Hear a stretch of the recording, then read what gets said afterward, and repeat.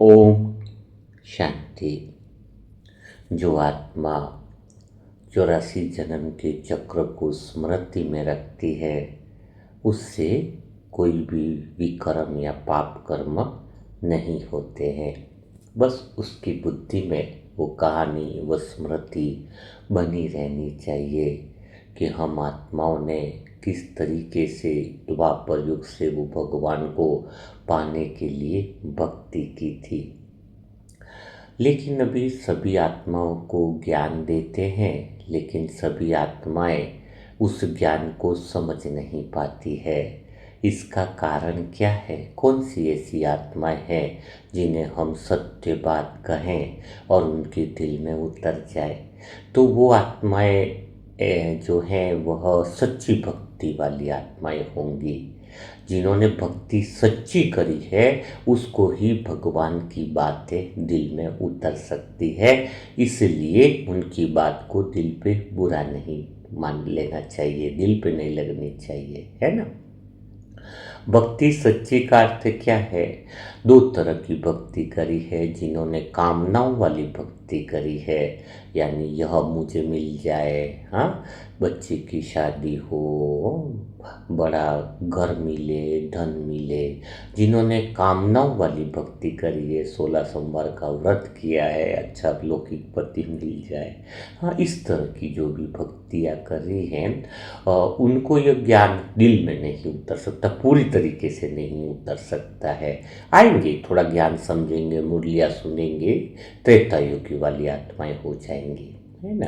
लेकिन जो आत्माएं भक्ति से भगवान को पाने के लिए करी है कि एक बार तेरा दीदार हो जाए, एक बार तू जहाँ है बस मुझे मिल जाए, उस तरीके से वो प्रेम की आँख हो, जिसने दिल से जिसको ढूंढा, दिल से जिसने पुकारा है, वही ज्ञान को समझ पाती है।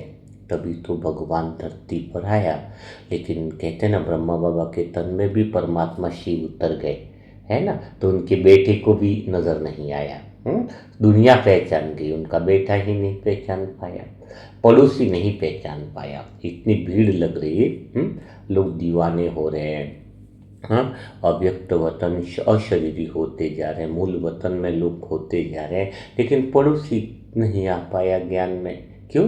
क्योंकि उन आत्माओं ने उस तरह की जीवन में भक्ति नहीं करी है। जो भक्ति करी है वो कामनाओं वाली करी है। तो अभी भी तुम्हें यह देखना है, अगर तुम्हारा भक्ति का अंश बाकी है तुम्हारे अंदर, तो अभी तुम्हारे पाप कर्म चालू हैं। भक्ति का अंश का अर्थ है कि अभी भी दूसरी नाव में भी सवार हो करके चल रहे हो, तो फिर तो दुख और पीड़ाएं तो रहेंगी ना। कोई रास्ता है, उस पर या तो लेफ्ट ही चलो, पूरी भक्ति चलो तो भी कोई इश्यू नहीं है, या पूरा ज्ञान मार्ग में चलो तो भी दिक्कत नहीं है। इधर सेंटर में आए तो शिव बाबा, घर में आए तो दूसरे बाबा, हाँ हाँ, भक्ति वाले हो गए। तो ये तो बीच में, रोड के बीच में चलोगे तो न तो इस घाट के रहे न उस घाट के रहे, एक्सीडेंट तो होना ही। ऐसी आत्माएं ज़्यादा दुख में रहती है, ऐसी आत्माएं ज़्यादा विघन में रहती है जो रोड के बीचों बीच, एक तो या तो पूरी भक्ति में ही लगा रहे, कम से कम एक्सीडेंट तो नहीं होगा, भरोसा रहेगा भाई भक्ति का पाठ बाकी है। आधे उधर और आधे उधर, तो बेरंग में तो कहीं इज्जत नहीं है। हाँ, नीचे का कपड़ा पैंट है या वो तो अलग कलर का पहना, शर्ट अलग कलर का है, मैचिंग नहीं जम रहा है, तो कहीं पर भी ड्रेस है तो भी दिक्कत है। तो ये तो तुम्हारा कैसा हो गया, नीचे धोती है ऊपर सब कोट पहन लिया, ऐसा बेरंग हो गया ना पूरा। एक रंग हो तुम्हारे, या तो भक्ति करो तो एक तरह की, या फिर ज्ञान में तो एक तरह का, बीच में चल दिए तो बीच वाला व्यक्ति बहुत ज़्यादा दुखी रहता है। इस बात को बहुत गहराई से समझनी चाहिए। हम तो जब आत्मा बहुत जन्मों तक भक्ति करती है तब उसके भीतर ही तो एक गहरी खोज जागती है। वो मंदिरों में भी जाती है, तीर्थों में भी जाती है। हमने त्रेता युग द्वापर युग से यही तो किया, जो आत्मा में भगवान की प्यास थी। मंत्र भी हमने बहुत जपे, लेकिन मन में भीतर में वो खालीपन रहता था। क्यों खालीपन रहता था? कि अभी कुछ मिलना बाकी है। सब कुछ कर रहे थे, तीर्थ घूम रहे थे, मंदिर में जा रहे थे, तो भक्ति पर राह पर चलते चलते आत्मा थोड़ी थक भी जाती है। क्योंकि थोड़ी थकती भी और नहीं भी थकती है। थकती इसलिए कि वो मिला नहीं अभी तक, और थकती नहीं तो प्यास वापिस जगती है कि कहीं ना कहीं मुझे भगवान मिलेगा। आशा नहीं छोड़ती है। तो कभी वो मूर्ति में भगवान को खोजती, कभी किसी संत के वचन में भगवान को खोजती है। लेकिन अब संगम युग में एक दिन ऐसा आया जब वो खोज समाप्त हो गई। जब सदगुरु ही सामने खड़ा हो जाता है तो फिर देखो कैसी आवाज आती। कभी सोचा था हमने कि हमें भगवान मिलेगा? ये 84 जन्म की कहानी को जब हम अपने अच्छे से बात करते हैं, नॉर्मल रटने वाली नहीं, सतयुग में देवता, फिर ये द्वापर युग में ये आया वो आया वो आया, ऐसे नहीं, बात होनी चाहिए ढंग से जो दिल को छू जाए, जिसमें स्वदर्शन चक्र में मजा आ जाए। हाँ, तो कितना अच्छा है। फिर क्या बात आई हमारे दिल में कि हमें पता नहीं था कि भगवान आएगा। जैसे ही भगवान आया तो कैसा हुआ, कैसे दिल में भावना उठती है कि सदगुरु ही सामने खड़ा हो गया। मैंने मंदिरों की घंटियों में तेरा नाम सुना, मैंने आरती की लो में तेरा धाम सुना, पर जब तू ज्ञान बनकर सामने आया तब पहली बार मैंने तुझे पहचाना। पहली बार कैसे पहचाना? ज्ञान बनकर सामने आया तो पहचान। ऐसा नहीं कि 10 हाथ वाला भगवान आ गया तो पहचान लिया। आरती की लो भी गा रहे थे तो क्या उसको पहचान पा रहे थे? मंदिर की घंटियों में उसका ही नाम गा रहे थे फिर भी नहीं पहचान पा रहे थे। पहचाना कब उसको? सोचो जरा कि भगवान को पहचाना कब तुमने? पहली बार कैसे पहचाना कि वो ही है जिसे मैं खोज रही हूं? जब वह ज्ञान बन करके आया। इस बात को जो आत्मा समझ ले, अंडरलाइन कर रहे, उसका जीवन बदल जाए कि भगवान की पहचान तब हुई पहली बार जब वह ज्ञान बनकर आया। और बताया ना कि वो ज्ञान बनकर भी उसी के सामने आता है, बिल्कुल क्लियर। क्योंकि भक्ति की सबसे बड़ी पहचान क्या है? भक्ति तब सच्ची होती है जब उसमें कोई कामना नहीं होती है। जब आत्मा भगवान से यह कहती है कि भक्ति में भी कि मुझे धन दे दो, सुख दे दो, सम्मान दे दो, तो वो तो सौदे वाली भक्ति हो रही है। जब आत्मा दिल से कहती है मुझे कुछ नहीं चाहिए बस तू मिल जाए। आप सब सजनियां सोचो, द्वापर युग से इतनी कड़ी भक्ति करी है, पहाड़ों में गए हम, कई सीढ़ियां चली, कई तप किए, सब कुछ हमने किया, और हमारे दिल के अंदर एक ही प्यास थी कि भगवान तू मिल जाए, तेरा प्रेम मिल जाए। हमने ऐसी जबरदस्त भक्ति करी है, तभी आज हम भगवान के प्रेम में डूबने वाले बने हुए हैं। हाँ? तो जब आत्मा कहती है कि मुझे कुछ नहीं चाहिए बस तू मिल जाए, तो वो सच्ची भक्ति थी हमारी। तभी हमें ज्ञान समझ में आ रहा है, और वही आत्मा जल्दी भगवान को पहचान लेती है, तुरंत पहचान लेती है। उसको टाइम नहीं लगता, सेकंड भर लगता है कि तेरी तलाश में मैंने बहुत दरवाजे खटखटाए, हर राह पर अपने कदम भी आजमाए, जब थक कर तेरी दहलीज पर बैठ गया तब तूने खुद आकर मुझे अपनाए।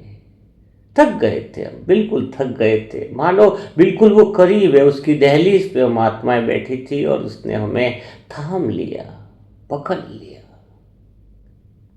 कितनी गजब की बात है। कितने दरवाजे हमने द्वापर युग से खटखटाए, हर राह पर अपने कदम आजमाए। कि किसने बोला यहाँ भगवान मिलेगा, हमने वो काम किया। किसने बताया व्रत रखने पड़ेंगे, हमने हर वो काम कर लिए। लेकिन संगम युग में हम जब थक कर बैठ गए थे उसके पास, तब खुद ही आकर उसने हमें गले लगा दिया। इसलिए तो बाबा कहते हैं कि जिसने भक्ति सच्चे दिल से की है वह ज्ञान को जल्दी समझते हैं, क्योंकि उनका दिल पहले से ही भगवान की तलाश में था। उनकी आंख पहले से ही उस एक सूरत को ढूंढ रही थी। उनकी आंख पहले से ही उस एक सूरत को ढूंढ रही थी, और जब वह सूरत सामने आती है तो आत्मा तुरंत पहचान लेती है। जिन्हें मैं जन्मों से ढूंढ रही थी वह यही है, यही है, यही है। जिन दिलों में सच्ची पुकार उठती है वह पुकार खाली नहीं जाती है। जिस आत्मा ने भगवान को सच्चे दिल से चाहा उसकी राह कभी अधूरी नहीं होती है। मिल ही जाता है भगवान। भक्ति की प्यास ही ज्ञान की शुरुआत है। भक्ति आत्मा को झुकना सिखाती है। हमने नमन किया गुरुओं के आगे, दूसरों के आगे, तो भक्ति आत्मा को झुकना सिखाती है और ज्ञान आत्मा को जगाना सिखाता है। हाँ, समझ में आया? भक्ति आत्मा को झुकना सिखाती है और ज्ञान आत्मा को जागना सिखाता है। और जब दोनों मिलते हैं तब आत्मा का जीवन बदल जाता है। भक्ति में हम भगवान को पुकारते हैं, ज्ञान में वो साजन हमें पुकारता है। निरंतर ऐसी पुकार है कि नींद उड़ जाती, चैन उड़ जाता, पुकारता ही रहता है, पुकारता ही रहता है, पुकारता है। हाँ, भक्ति में क्या था? भक्ति में हम भगवान को पुकारते हैं और ज्ञान में वो हमें पुकारता, इतना प्रेम से पुकारता और इतनी गहरी पुकार है उसकी कि बंद ही नहीं होती। लगता है ना, दिन भर तुम काम करो, किधर भी उलझ जाओ, थोड़ा सा वापिस उसकी याद आती है ना। क्यों आती है? वो तुम्हें पुकारता है तभी याद आती है। आप कुछ काम करो, थोड़ा सा कहीं चले गए, बीच में कहीं भी बैठे हो, तुरंत ऐसा लगता है कि फिर से उसकी पुकार आ गई। यही फर्क है भक्ति और ज्ञान। पहले उसको पुकारा, अब वो हमें पुकार रहा है, प्यार से पुकार रहा है, बंद ही नहीं होता है, कहता है मेरे पास आ जाओ।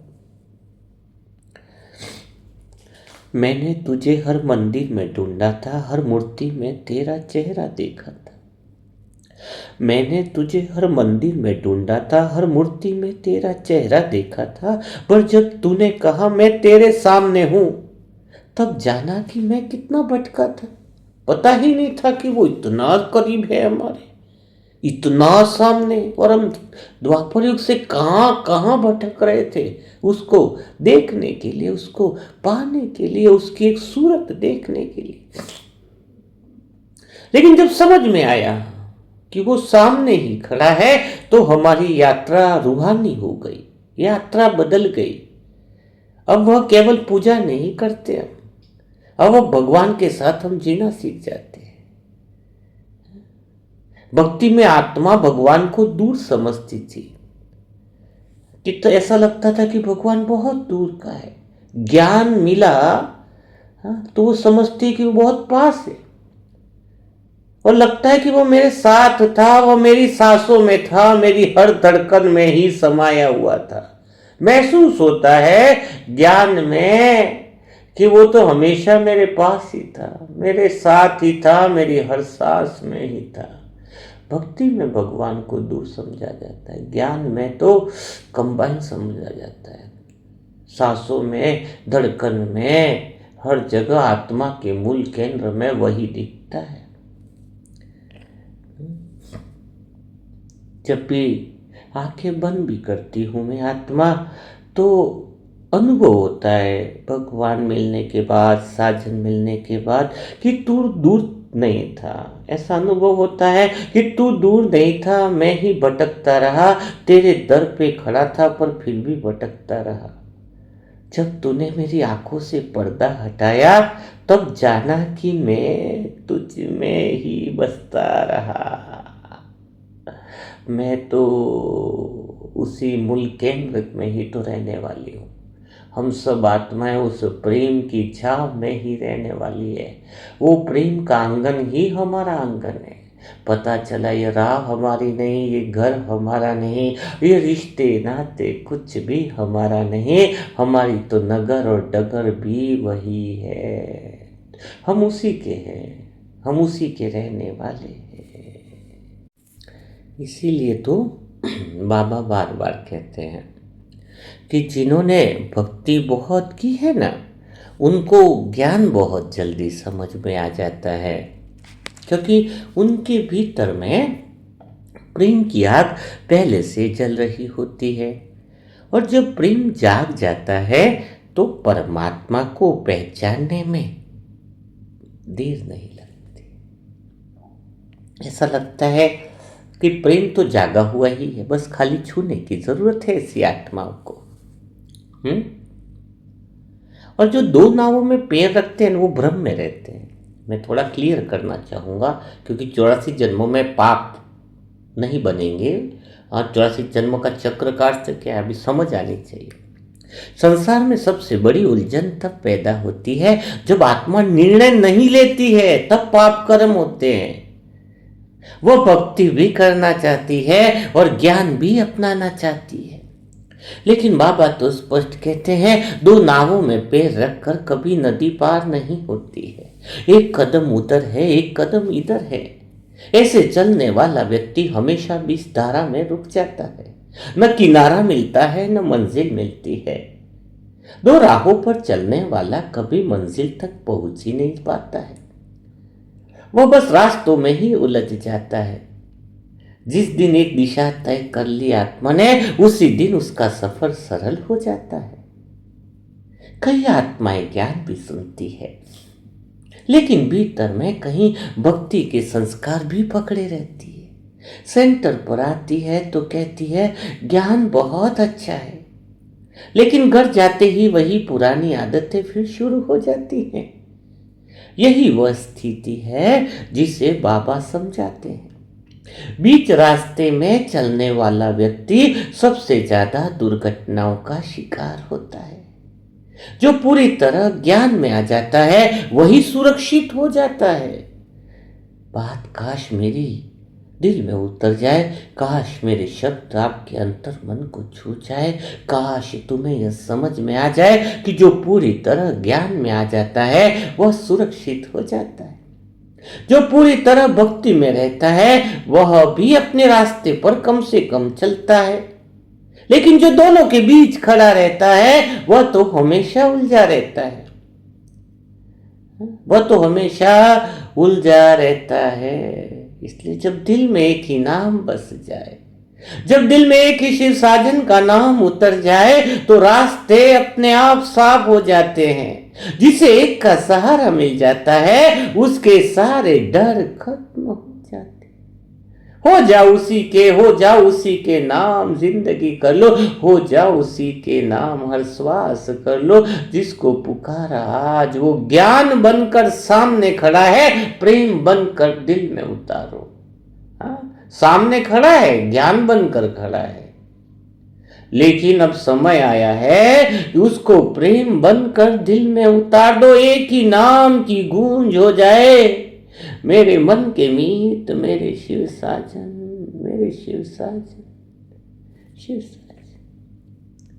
अंदर से बस एक ही बात रहे, एक बाबा दूसरा न कोई।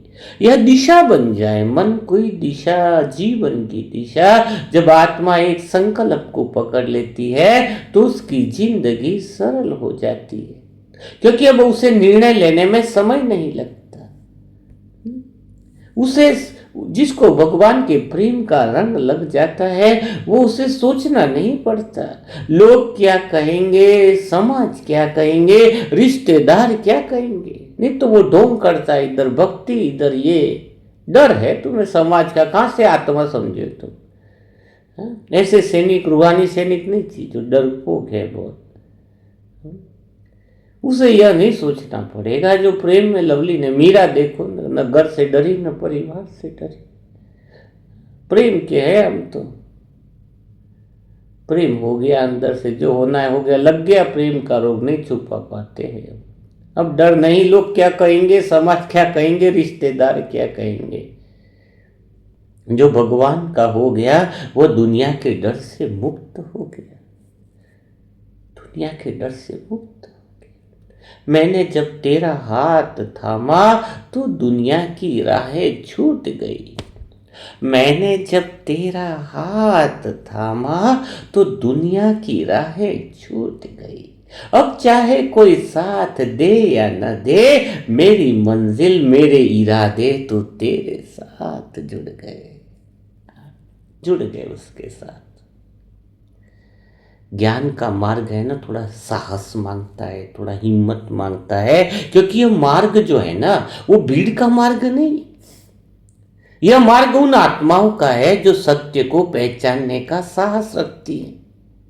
यह मार्ग उन आत्माओं का है जो प्रेम के लिए दीवानापन और पागलपन होने का ही एक अंदर से रोमांच रखती है, एक दीवानापन है, डूब जाने का प्रेम। यह मार्ग उन आत्माओं का है जो निर्णय ले लेती है, निर्णय लेने की ताकत रखती है कि अब मुझे बस तेरी डगर पर चलना है, तेरी राह पर चलना है। तब उसके अंदर एक शक्ति आ जाती है, वह डरना बंद करती है, वह झुकना बंद करती है। उसका सिर तो केवल एक के आगे झुकता है, हमारे प्रिय साजन के नतमस्तक उसी के आगे। मैं तेरी हो गई, तू मेरा हो गया। तेरे आगे सर झुकता है, सत्य के आगे सर झुकता है। उसकी राह पे हर कोई नहीं चल पाता है, देखा है हमने। तेरी राह पर चलना आसान नहीं था। मैं अगर अपने दिल की बात कह रही हूँ, एक लाइन में पूरी जिंदगी की यात्रा सामने आ जाती। क्या विघन, क्या परेशानी, लोग, रिश्तेदार, नाते, सेंटर में अपने ही भाई बहनों के भी विघन। तो सच में यात्रा में लगा मुझे कि तेरी राह पर चलना आसान नहीं था, पर सच बताती हूँ कि पर अब लौटना भी मुमकिन नहीं, क्योंकि तेरी एक झलक ने ही बता दिया कि अब तेरे बिना जीना संभव नहीं। विघन आए, तकलीफें आई, लेकिन उसकी झलक मिल गई, उसको देख लिया। अब उसके बिना तो जीवन जीना संभव नहीं। लाख मुसीबत आए, परेशानी आए, तकलीफें आए, अब उसकी राह छोड़ नहीं सकते। उसके प्रेम का असर, उसके इश्क का असर कुछ इस तरीके से है कि जिसको शब्दों में बयां नहीं किया जा सकता। यह ज्ञान की सच्ची शुरुआत है। जब आत्मा यह तय कर लेती है, निर्णय ले लेती है, निर्णय की बात है, निर्णय होना चाहिए कि मेरा तो एक बाबा दूसरा न कोई, मेरा तो एक श्री साजन और दूसरा न कोई। मैं तो उसके रंग में रंग जाऊं, मैं तो उसके प्रेम में डूब जाऊं। बस निर्णय हो जाए, एक ही निर्णय। तब कहेंगे ज्ञान के रूप में भगवान सामने आया, लेकिन प्रेम के रूप में दिल में बसा लिया। वो सामने है, दिल में नहीं बसा तुम्हारे। जब ज्ञान प्रेम बनकर दिल में उतर जाए तो समझ जाना वो रोम रोम में बस जाएगा। ज्ञान समझ में आया है तो अज्ञानता का पर्दा हट जाना चाहिए, तीसरा नेत्र खुल जाना चाहिए, क्योंकि वो सद्गुरु है। सदगुरु की पहचान क्या है? इस संसार में तुम्हें गुरु बहुत मिले, हर युग में किसी ने मंत्र दिया, किसी ने तपस्या सिखाई, किसी ने भक्ति का रास्ता बताया, लेकिन फिर भी आत्मा की खोज समाप्त नहीं हुई, मन की प्यास बुझी नहीं, क्योंकि गुरु और सतगुरु में बहुत अंतर होता है। गुरु रास्ता दिखाता है, लेकिन सतगुरु मंजिल तक पहुंचाता है। सदगुरु कहता है हम कमजोर स्टूडेंट का हाथ कभी छोड़ते नहीं है।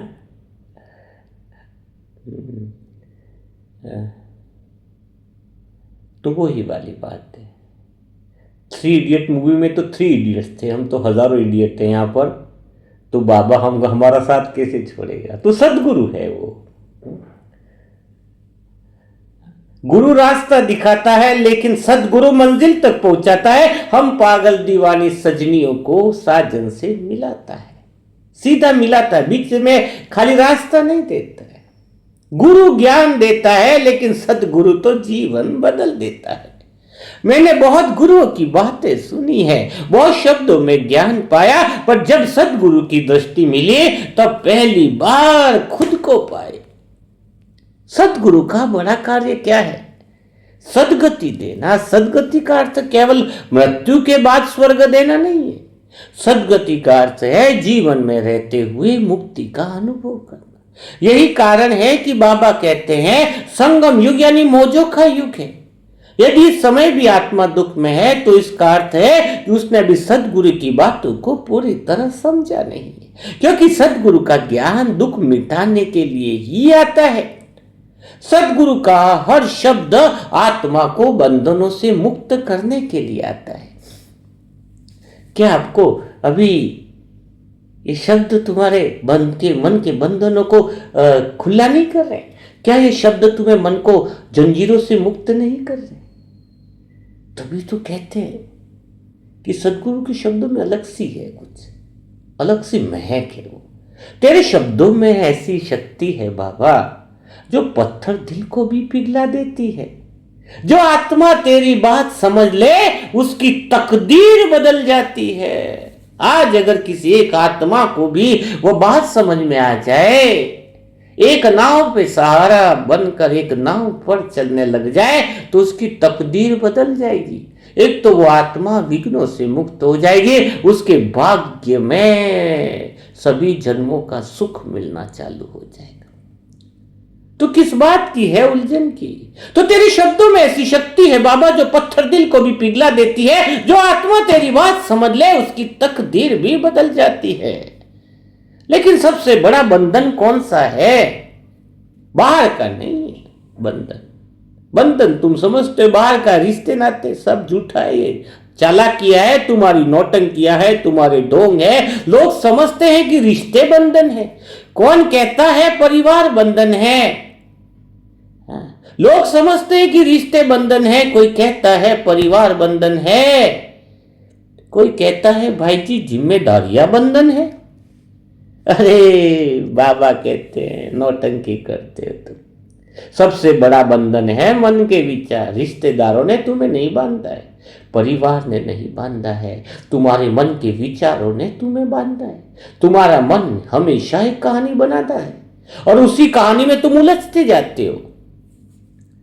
क्यों उलझते हो? मन के मालिक हो ना तुम, फिर क्यों उलझते हो? उस कहानी में जब इंटरेस्ट लेते हो तो आत्मा नीचे उतरती है। जब कोई नौकर बार बार मिठाई लाता रहे और मालिक खाता रहे तो फिर धीरे धीरे वो आदत बन जाती है। लेकिन जिस दिन मालिक कह दे कि अब मैं नहीं खाऊंगा, उसी दिन से खेल बदल जाता है। तो जब मन कोई भी बात लाए तो तुम लेते हो, उसमें इंटरेस्ट दिखाते हो, इसलिए मन उल्टी सुल्टी फालतू बातें लेकर के आता है तुम्हारे पास। लेकिन जिस दिन आप मन की बातों में इंटरेस्ट लेना बंद कर दोगे, तब कहानी खत्म, खेल खत्म, जीवन की दिशा बदल जाती है। यही ज्ञान सदगुरु सिखाता है। तेरे ज्ञान ने यह समझाया है बाबा, तेरे ज्ञान ने यह समझाया है बाबा कि मन का खेल कितना निराला है। तेरे ज्ञान ने यह समझाया बाबा कि मन का खेल कितना निराला है। जो बात को पकड़ लेता है वही दुख का जंजाला है। हाँ, जो बात को पकड़ लेता है वही तो दुख बन जाता है। जो कहानी को पकड़ लेता है वही बंधन बन जाता है। जब आत्मा मन की हर बात को सच मान लेती है तभी दुख की शुरुआत होती है। तुम सत्य मान लेते हो, जबकि सत्य तो आत्मा है, बाहर तो चीजें बदलने वाली है। जब आत्मा मन की बातों में रुचि लेना बंद कर देती है तो मन धीरे धीरे शांत हो जाता है। मन कहता रहता है कई बार ये गलत है या सही है, लेकिन अगर आत्मा साक्षी बन जाए तो मन की पकड़ ढीली पड़ जाती। जिस दिन मैंने मन की बातों को सुनना छोड़ा, उस दिन पहली बार शांति का अनुभव किया। पहले हर विचार मुझे घसीटता था, अब हर विचार मुझसे दूर हो गया।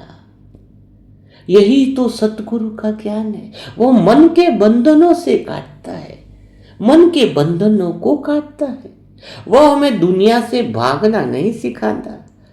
सतगुरु का ज्ञान है जो हमें मन से मुक्त होना सिखाता है। जब मन की पकड़ खत्म होती है तब आत्मा हल्की हो जाती है, और जब आत्मा हल्की हो जाती है तब जीवन में पहली बार आनंद का अनुभव होता है। एक गहरा आनंद आता है, एक गहरा परम मौन आता है जब आत्मा मन को बातों से इंटरेस्ट हटा देती है, बंधनों से मुक्त होती है। तूने मुझे संसार से नहीं हटाया बाबा। हे मेरे शिव साजन मन के मीत, तूने मुझे संसार से नहीं हटाया बाबा। तूने मेरे मन का बोझ हटाया है, और वही दुनिया सुंदर लगती है जिसे पहले मैंने दोषी बताया है। अब वही दुनिया सुंदर लगती है जिसे पहले मैंने दोषी बताया।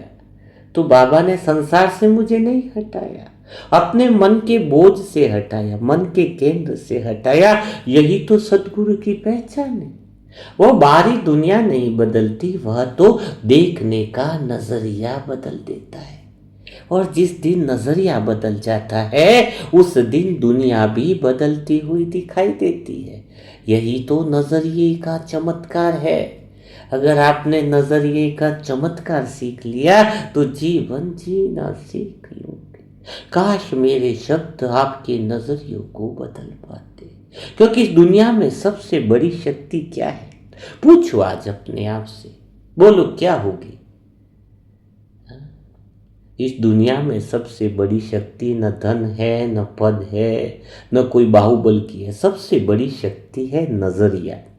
क्योंकि संसार वही रहता है, ड्रामा वही रिपीट है, दृश्य वही है, लेकिन देखने वाला बदल जाए तो अनुभव बदल जाता है। ड्रामा को क्यों बदलने की जरूरत है? दृश्य चलने दो, कोई न कोई दृश्य तो आएगा ही। लेकिन सुख दुख का अनुभव तो आपके देखने के नजरिए पर होता है। जो व्यक्ति संसार को बुरा समझता है उसे हर जगह बुराई दिखाई देती है। जो व्यक्ति संसार को सुंदर समझता है उसे हर जगह सुंदरता दिखाई देती है। संसार वही है, दृष्टि अलग है, सद्गुरु नजरिया बदल देता है। मैंने दुनिया को पहले डर से देखा था, इसलिए हर चेहरा अजनबी लगा। जब प्रेम की आंख से देखा तो हर इंसान मुझे अपना लगा। हर कोई अपना है, क्योंकि वो प्रेम की आंख मिल गई, ज्ञान दिल में उतर गया, प्रेम बन गया। आत्मा की शक्ति इतनी बड़ी है कि उसके संकल्प भी संसार को प्रभावित करते हैं। अगर आत्मा बार बार यह कहती है संसार खराब है, धोखेबाज है, तो वही अनुभव उनके जीवन में आते हैं। लेकिन यदि यदि आत्मा यह सोचने लगे और मन के संकल्प को सही दिशा देने लगे कि संसार सुंदर है, लोग अच्छे हैं, तो उसको अच्छे ही लोग मिलेंगे, तो उसका अनुभव बदलने लगता है, क्योंकि उसे अच्छे ही लोग मिलेंगे। सेंटर में कहीं पर भी कुछ आत्माएं जो अवरोध बनती है, कुछ बनती है, तो उसके बारे में मत सोचो ये अवरोध बन रही है तो नहीं बनेगी तो ये सोचो आज तो पूरे दिन अच्छे ही लोग मिलेंगे, मैं आत्मा अच्छी हूं, मुझे अच्छे लोग ही मिलते हैं। आप अगर ये पढ़ोगे कि संसार में बहुत दुर्घटनाएं होती रहती है, तो आप उसी रोड से जाओगे जहां पे एक्सीडेंट होने वाला, तुम्हें ही दिखाई देगा वो एक्सीडेंट, क्योंकि तुम उसी दृश्यों को आकर्षित करते। आप बोलो मुझे संसार बहुत अच्छा है, संसार के लोग बहुत अच्छे हैं, आपको जीवन में अच्छे लोग मिलेंगे। जैसे ही सूरज की रोशनी हर जगह पड़ती है लेकिन साफ शीशे में ज्यादा चमकती है, वैसे ही परमात्मा की कृपा हर आत्मा पर होती है, लेकिन साफ दृष्टि वाले को वो ज्यादा अनुभव होती है। जिसका दिल साफ है उसको बहुत अच्छे से दिखाई देती है, क्योंकि ज्ञान प्रेम में उतर गया। जब दिल में प्रेम बढ़ जाता है तो दुनिया भी बदल जाती है। क्या? जब दिल में प्रेम बढ़ जाता है तो दुनिया भी बदल जाती है। जब मन में शिकायतें कम हो जाती है तो किस्मत भी बदल जाती है। शिकायतें जिस वक्त कम हो गई तो समझ लेना किस्मत बदल गई। बाबा कहते हैं ना, संगम युग का हर सेकंड कल्याणकारी है, लेकिन हम उस कल्याण को देख नहीं पाते। वो कल्याण हमें देखना चाहिए। वो कल्याण अगर तुम देख लो तो जीवन बदल जाता है। संगम युग का हर सेकंड कल्याणकारी है, लेकिन हम उस कल्याण को देखें, क्योंकि हम घटना को देखते हैं, ड्रामा के रहस्य को नहीं देखते। किसी के पास धन आ गया, हम कहते हैं उसका भाग्य अच्छा है, लेकिन हमें नहीं पता कि उसके पीछे कौन सा कर्म जुड़ा हुआ है। किसी के जीवन में कठिनाई आएगी, हम कहते हैं कि कठिनाई आने पर उसका भाग्य खराब है, लेकिन कई बार वही कठिनाई आत्मा को भगवान के पास ले जाती है। कई बार जो दुख लगता है वही सबसे बड़ा वरदान होता है। एक के पास कार थी, 40 लाख की 50 लाख की कार खरीदी। सब लोग क्या बोलते थे उसके बारे में कि उसका तो कितना किस्मत तेज है जो कार ले, तो आप उसको भाग्यशाली समझते। बताओ अपने आप से, तुम लोगों का सबसे बड़ा प्रॉब्लम है धन को आना भाग्य समझते। कार आई तो बहुत भाग्य, अच्छे कर्म किए होंगे जो कार मिली। वही कार जिसको भाग्य 1 महीने के बाद उसका बेटा रोड पे लेके जा रहा था, जयपुर के मेन हाईवे रोड, एक्सीडेंट हो गया, मर गया। बताओ वो कार पुण्य से आई कि पाप से आई? बताओ पुण्य से आई कि पाप से आई? वो कार तो मौत का कारण बनी। तो धन आना कोई पुण्य नहीं है। तो पाप और पुण्य, ये जो तुम कहते हो कि भाग्य, कई बार धन नहीं आना भी पुण्य ही है। धन नहीं आ रहा है वो भी पुण्य है। खराब संस्कारों से, खराब आदतों से भगवान बचाना भी चाहता है। खराब आदतों से, खराब संस्कारों से भगवान बचाना चाहता है। तो जो जीवन में जो घटनाएं हुई उसके पीछे ड्रामा के रहस्य और भगवान की बातों को समझो। तो ड्रामा का खेल भी निराला है बाबा, जहां हार में भी जीत छुपी होती है। जिसे हम दुख समझते हैं वहीं से आत्मा की उड़ान शुरू होती है। जहां दुख है वहां से चढ़ती कला शुरू होती है। एक संत की कहानी आती है। उसकी पत्नी बहुत झगड़ालू थी।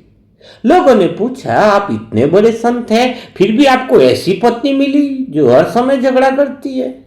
संत मुस्कुराए और बोले, अगर वह शांत होती तो मैं घर में ही बैठा रहता। उसके झगड़ों ने ही मुझे मंदिरों तक पहुंचाया। देखो, जिसे लोग पाप कर्म समझ रहे थे वो वास्तव में पुण्य का कारण बन गया। उसकी पत्नी ने झगड़ा किया तभी वो घर छोड़कर ज्यादा देर तक मंदिर में बैठा था। इसलिए बाबा कहते हैं ड्रामा कल्याणकारी है। हमें हर घटना को इस नजरिए से देखना सीखना होगा। जब आत्मा शिकायत छोड़ देती है तब उसे हर घटना में परमात्मा का संकेत दिखाई देने लगता है। जब दिल में विश्वास जाग जाता है तो डर अपने आप मिट जाता है। जब दिल में विश्वास जाग जाता है तो डर अपने आप मिट जाता है। जिसे ड्रामा का रहस्य समझ आ गया उसका जीवन सरल हो जाता है। यही दिव्य दृष्टि है जो सद्गुरु हमें देता है। जब यह दिव्य दृष्टि मिल जाती है तो जीवन का हर अनुभव ज्ञान बन जाता है। हर अनुभव ज्ञान बन जाता है। और यही तो फिर मन की अवस्था, सुंदर अवस्था जाती है। फिर मन भटकता नहीं है। मन समझता है कि हर चीज में कल्याण है। मन जिस भी संसार की तरफ जब भी भागता है उसी समय बाबा ने क्या कहा है, एक रस स्थिति। एक रस स्थिति का अर्थ है कि आत्मा के भीतर एक धुन बजती रहे, मेरा बाबा, मेरा शिव साजन, मेरा परमात्मा। एक तारा बजाते ना भक्ति में, दो तारा नहीं बजता। एक तारा का अर्थ है कि एक की तरफ, एक की लव में लवलीन हो जाओ। तुम्हारे मन में दो तार बजते, कभी संसार, कभी भक्ति, कभी ज्ञान। हाँ, एक तारा सुना ना, यह वाद्य यंत्र, एक तारा हो जाए। जब दिल में तेरी याद बच जाती है बाबा तो दुनिया की हर आवाज धीमी लगती है। तेरे प्रेम का एक कण मिल जाए अगर तो दुनिया की हर दौलत भी छोटी लगती है। इसलिए भक्ति लोग में बार बार एक तारा बजाते। एक तारे का अर्थ यही है कि एक ही धुन बजे। जब दो तार बजते हैं तो संगीत टूट जाता है। तुम्हारा भक्ति भी बज रही है, ज्ञान भी बज रहा है, तो सुर मिल नहीं रहा है, बेसुरे हो रहे हो तुम। लेकिन जब एक ही तार बजता है तो एक मधुर स्वर निकलता है। उसी तरह आत्मा के भीतर में अगर दो इच्छाएं चल रही है, थोड़ी भगवान की याद, थोड़ी संसार की चाह, तो मन कभी स्थिर नहीं हो सकता है। एक तरफ तो भगवान का प्रेम है, मैं तो बाबा तेरी मीरा बनूंगी। दूसरी तरफ संसार का आकर्षण, बाबा मैं तो घूमने जा रही हूं मेले में। इन दोनों के बीच फंसा हुआ मन है वो, इन दोनों के बीच में फंसा हुआ मन कभी शांति का अनुभव नहीं कर सकता। आकर्षण भी है और भगवान का प्रेम, ये दो तारा बजा रही हो। जिस दिन आत्मा यह निर्णय ले लेती है कि मेरे जीवन का आधार केवल परमात्मा है, उसी दिन से उसके जीवन में परिवर्तन शुरू हो जाता है। फिर धीरे धीरे मन शांत होने लगता है, विचार कम होने लगते हैं और आत्मा को नई अनुभूति होने लगती है। एक इशारा, एक तारा बजे, एक धुन बजे, एक संगीत, एक धुन, एक अनहद नाद। इसलिए एक तारा भक्ति में गाया हुआ है। एक तारा बजा, तेरी याद में हूं, तेरी याद में बैठा हूं बाबा। अब मुझे कोई और सहारा नहीं चाहिए। दुनिया चाहे साथ दे या न दे, मुझे बस तेरा किनारा चाहिए। बहुत हो गया, बहुत हो गया। उस प्रेम की आंख खुल जाए। जिस दिन प्रेम की आंख खुल जाती है उस दिन दुनिया बदल जाती है। जिसे सब साधारण समझते हैं उसी में भगवान दिखाई देता है। परमात्मा का प्रेम कुछ ऐसा ही है। संसार का रस कम होने लगता है। जिन चीजों में मन भटकता था वो पीछे छूटने लगता है, मन हल्का होने लगता है। परमात्मा का प्रेम ऐसा है कि वह किसी को खाली नहीं करता, वो आत्मा को इतना भर देता है कि आत्मा को किसी और चीज की जरूरत नहीं रहती। दुनिया के सुख सीमित होते हैं, लेकिन परमात्मा का प्रेम असीम होता है। दुनिया का सुख थोड़ी देर का होता है, लेकिन परमात्मा का प्रेम अनंत होता है। जब आत्मा इस प्रेम में डूब जाती है तो उसे लगता है कि वह अकेली नहीं है, हर समय वह अदृश्य शक्ति उसके साथ है, हर कदम पर उसे मार्गदर्शन मिल रहा है, हर परिस्थिति में उसे सहारा मिल रहा है। फिर जीवन की कठिनाइयां भी डरावनी नहीं लगती है। तेरी छाया जब साथ हो बाबा, तो तूफान भी रास्ता बन जाते हैं। जिसे तेरी याद का सहारा मिल जाए, उसके हर डर मिट जाते हैं। जीवन बदल जाता है, बदल जाता है। मन स्वयं शांत हो जाता है। जब आत्मा सत्य स्वरूप की स्थिति में आती है, टिक जाती है, क्लियरिटी आ जाती है, तो फिर कोई दुख नहीं। जो बात हम छोड़ देते हैं ना, वो हमें कभी दुख नहीं देती, लेकिन जिसे हम पकड़ कर बैठते हैं ना, वही दुख बन जाती है। इसलिए बाबा कहते हैं कि हर बात में इंटरेस्ट नहीं लेना है। दूसरों को छोड़ दो ना बदलना। जब मैंने दूसरों को बदलना छोड़ दिया, तब मेरा मन शांत हो गया। जब मैंने हर आत्मा को स्वीकार कर लिया, तो जीवन सरल हो गया। मुझे किसी को नहीं बदलना है, मुझे किसी को नहीं बदलना है, बस बात खत्म हो गई। मैंने बदलना छोड़ दिया, बदलने की कंडीशन छोड़ दी, तो ड्रामा का रहस्य सामने आ जाता है। यही रहस्य है। तेरे ड्रामा का खेल भी निराला है बाबा, जहां हर घटना का अपना अर्थ होता है। जिसे हम सहयोग समझते हैं, वह भी उसकी योजना का हिस्सा होता है। सहयोग नहीं है वो। क्या है? सहयोग नहीं है। अब तो हर बात की समझ है। तो ये 84 जन्म के अंदर खेल को पूरा हुआ, तो पाप कर्म न हो। आज बाबा ने धारणा के लिए सार में ये पॉइंट बताई थी। तो इसीलिए तो जब 84 जन्म की बात आई, तो किस नजरिए से भक्ति हो और सच्ची भक्ति कौन सी है, तो वो ज्ञान, भगवान भक्ति में कोई पूछे ना, साक्षात्कार हो जाए तो नहीं पहचान पाओगे। ज्ञान बन करके आएगा तो ही पहचान पाएंगे भगवान को। ये भी रात को कुछ 10 हाथ वाला दिख जाएगा तो पागल हो जाओगे, ये क्या था 10 हाथ वाला। तो ये सब जो है ना, पहले तो पूछोगे 33 करोड़ देवी देवता में कौन सा देवता जो मुझे साक्षात्कार हुआ, क्योंकि तुम्हें तो देखना भी वही चाहोगे जो फोटो भक्ति मार्ग की बनी हुई है ना। तो ये सारा क्लियरिफिकेशन हुआ। आज का मुरली मंथन कैसे लगा? क्या भक्ति और ज्ञान दोनों पे चलोगे या एक नाव पे सहारा करोगे? एक दिल में भगवान तो ज्ञान बन करके आया है, तो क्या दिल में उतारने के लिए तैयार हो? वो सारी बातें कमेंट बॉक्स में जरूर लिखिए। बहुत अच्छी बुकों के पार्सल निकल रहे हैं, बहुत अच्छे ऑर्डर आ रहे हैं, सेंटरों के बहुत अच्छे रेस्पॉन्स आ रहे हैं। और बहुत जल्दी हम उन सेंटरों को दी हुई बुकों का एक वीडियो और फोटो भी जारी करेंगे, ताकि पता चले कि हमारा ज्ञान जो है वो बाबा का ही ज्ञान है। सिर्फ हमने बाबा की मुरली को, महावाक्य को एक अनुभव के रूप में बुकों में, व्यक्तिगत अनुभव के रूप में उतारा है ना। तो धीरे धीरे चारों तरफ सत्य ज्ञान फैल रहा है।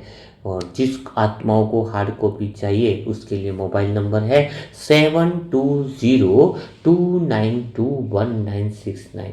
मोबाइल नंबर क्या है? 7202921969। इस पर आप बुक्स की हार्ड कॉपी जो है, जो भी आप लेना चाहते हो, वो वहाँ पर मेंशन करें, अपना नाम, पिन कोड सहित एड्रेस करें, तो वो बता दिया जाएगा। जिनको लिखा गया था कि पार्सल आपके 5 दिन में मिल जाएंगे, मतलब अभी कल लिखा वो तो नहीं, जो पहले के हैं, तो अगर किसी का पार्सल नहीं मिला है, बहुत पहले उनको मेंशन किया गया है, तो वो ज़रूर हमें व्हाट्सएप पर भी मैसेज कर सकते हैं। वैसे तो इधर बता देता है कि किसका मिला है, लेकिन किसी कारणवश तकनीकी गड़बड़ हो तो हमें वह इन्फॉर्म ज़रूर करें, है ना। तो कल फिर हम मुलाकात करेंगे ऐसे दिल छुझाने वाले नए मुरली मंथनों के साथ, नई बातों के साथ। तब तक के लिए सभी भाई बहनों को ओम शांति, ओम शांति, ओम शांति।